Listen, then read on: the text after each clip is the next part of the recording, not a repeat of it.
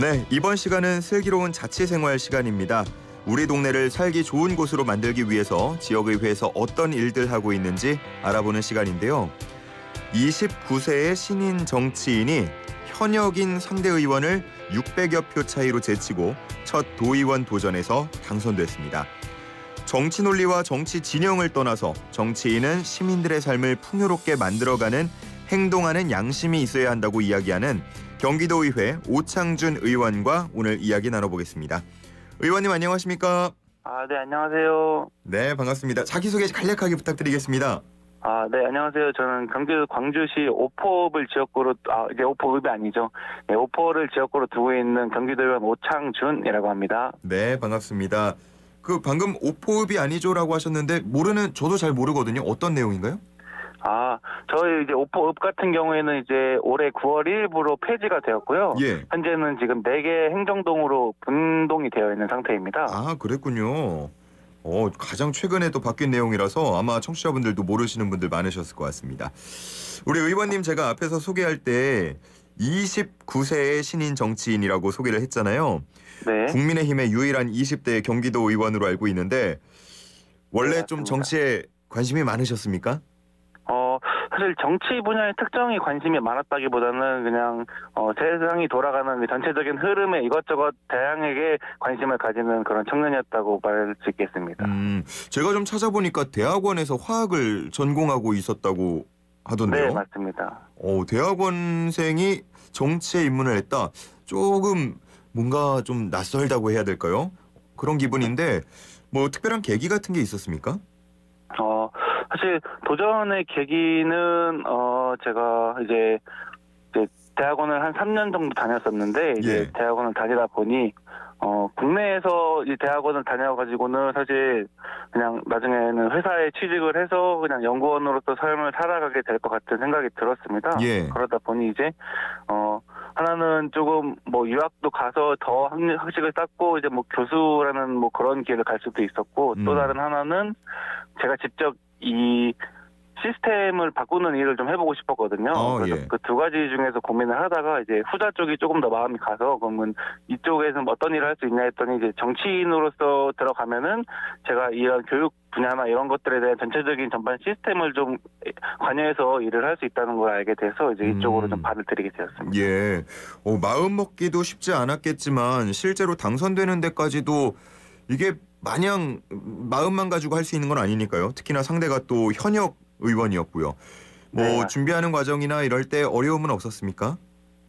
사실 이번 선거는 제가 이제 첫 정치 입문하고 첫 선거기도 했고 이제 상대 후보분께서 현역 의원으로서 4년 동안 의정 활동을 잘 해오셨던 분이기 때문에 약간은 어떻게 보면 좀 배운다는 생각도 있었고 이번에는 뭐 떨어지더라도 좋은 경험이었다라는 생각은 가지고 있었습니다. 처음에는.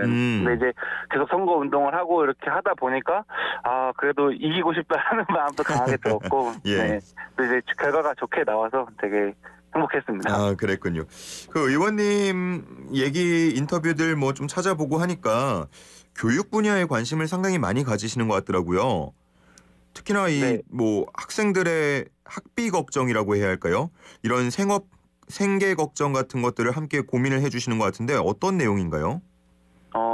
사실 지금 이제 초등학교, 중학교, 고등학교 같은 경우에는 학비 전면 지원으로 인해서 사실 학비에 대한 걱정은 많고 학교를 다닐 수 있는 환경이 되었습니다. 근데 다만 대학교 이상에 대해서는 아직까지도 학비가 상당히 부담이 되는 사람들이 많고 물론 이제 국가 장학금으로서 많이 지원을 해주고 있긴 하지만 아직까지는 그 지원이 전반적으로 이루어지지는 않고 있기 때문에 이제 학비가 부족해서 학교를 다니는데 조금 힘든 학생들, 학업과 일을 꼭 병행해야만 하는 학생들이 좀 많아서 그런 문제에 대해서 저는 좀 관심을 가지고 있습니다.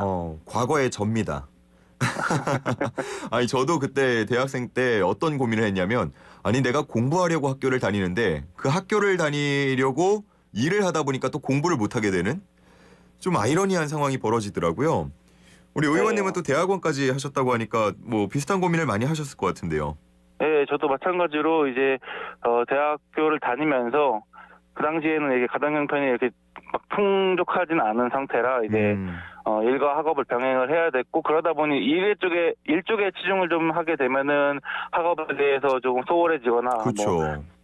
좀 흥미가 떨어지기도 하고 막 이런 저런 문제들이 좀 있어서 저도 이런 경험을 바탕으로 다른 학생들도 비슷하겠구나라고 생각을 하고 있었습니다. 그러면 혹시 뭐 구체적으로 생각하는 방안 같은 게 있습니까? 사실 근데 대학교 같은 경우에는 도의원 입장에서는 크게 지원해줄 수 있는 방법이 그렇게 많지는 않습니다. 다만 이제 경기도 차원에서 경기도 내에 거주하고 있는 대학생들을 지원하는 방안에 대해서는 조금 모색을 하고 있습니다. 아, 그렇군요.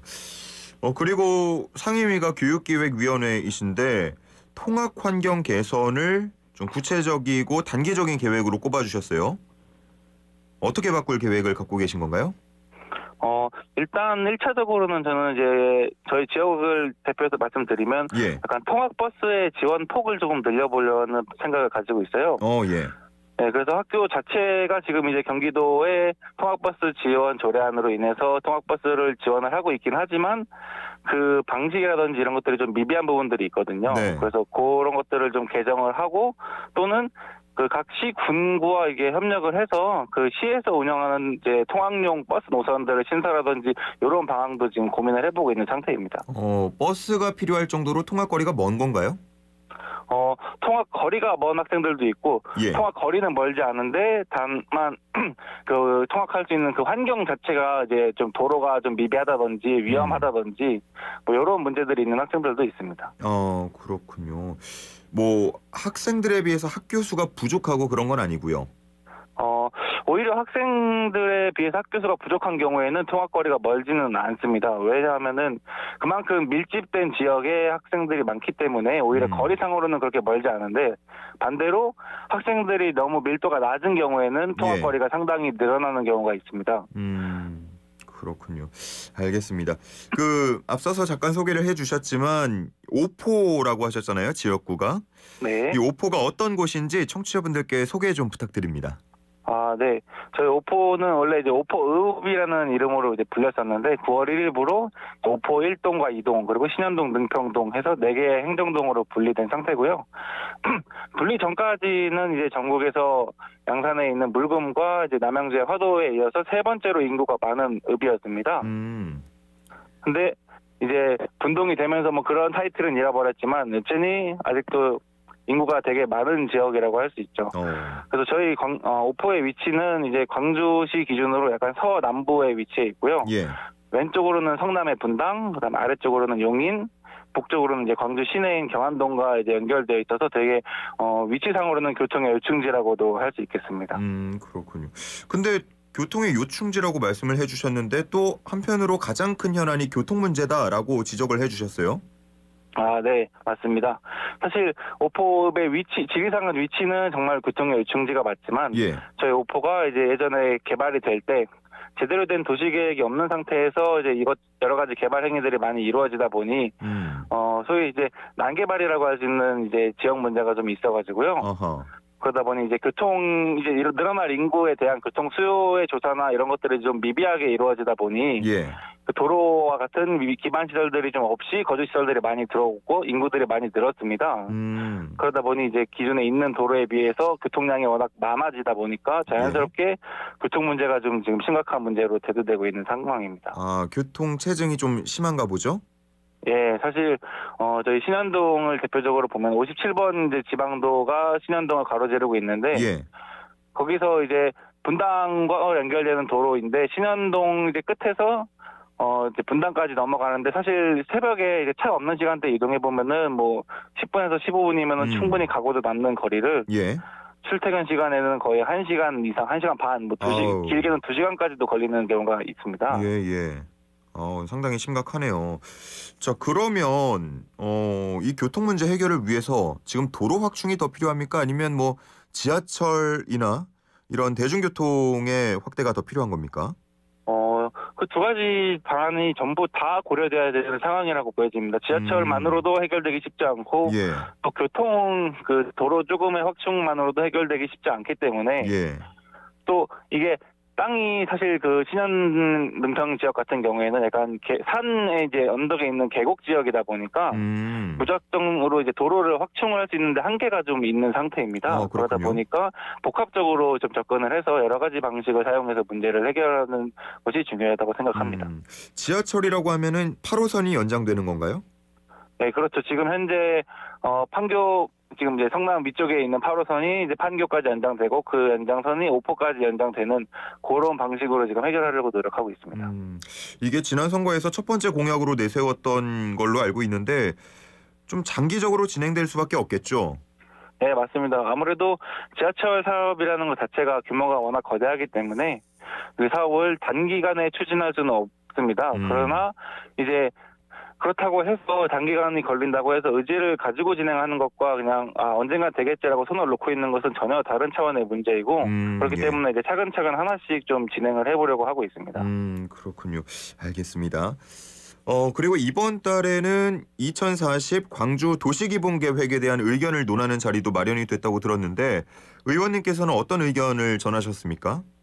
일단 저희 광주가 주변의 다른 시군 지역보다 좀 인구 증가가 좀 사실 과하당 평균적으로 인구 증가에 비해서 저희 광주시의 인구 증가가 조금 한 2배 정도 높은 편이고 예. 그에 따라서 앞으로 장기적으로 봤을 때 인구가 많이 증가할 것으로 예상이 되는데 그럼 그 인구를 이제 저희가 받아들여야 되는 그 수용 계획이 이제 어떻게 세워지는지가 되게 중요하고 그렇죠. 또 그 사람들을 수용하는 것뿐만 아니라 그 사람들이 왔을 때 만족할 수 있을 만한 그 도시 기반 시설들의 확충이 또 필요합니다. 예. 그리고 또 이제 장기적으로 봤을 때 저희가 광주시가 더욱 더 발전하기 위해서는 사실 잠만 자는 도시라고 하는 그 베드타운화가 되지 않도록 다양한 산업 기반 시설들이 좀 필요한데 이제 광주 같은 경우에 뭐 장소의 중요성이 떨어지는 IT 산업들이나 또는 이제 지역 특색을 살린 저희가 이제 그 한강유역 그 여러 가지 규제 때문에 사실 자연 환경이 되게 잘 보존되어 있는 도시 중에 하나거든요. 그런 자연 환경들을 통한 이제 문화, 레저, 뭐 휴양 산업들을 통해서 어느 정도 도시의 자족성을 높일 수 있는 그런 방식으로 이제 제안을 했습니다, 제가. 그러셨군요. 제가 그 재수 생활할 때 이 옆에 있는 초월읍 가서 공부를 했었거든요. 아, 그러시군요. 예. 그때 봤던 광주의 모습과 앞으로 달라질 광주의 모습이 어떨지 또 기대가 많이 됩니다. 자, 이번에 경기도의회가 초선 의원만 108명이고요. 또 저희 프로그램에서 계속 인터뷰를 해보니까 청년 의원분들이 상당히 많은 것 같아요. 우리 오창준 의원님은 다른 의원님들과 교류도 많이 하십니까? 네.